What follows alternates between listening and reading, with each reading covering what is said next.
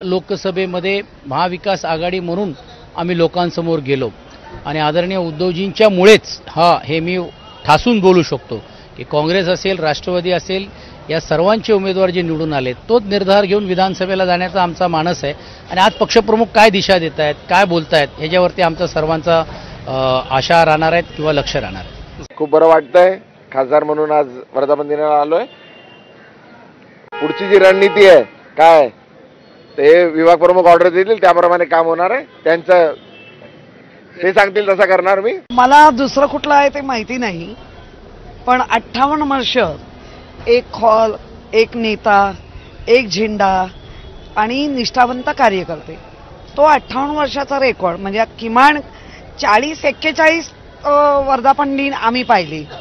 सुखाचे पाहिले, दुःखाचे पाहिले, संघर्षाचे पाहिले, विजयाचे पाहिले। त्यामुळे सगळ्या याच्यातून आम्ही गेलेलो आहे। आणि आज म्हणजे गेल्या वर्षी एका डोळ्यात हसू तर एका डोळ्यात आसू होतं, आता तर हसूच आहे।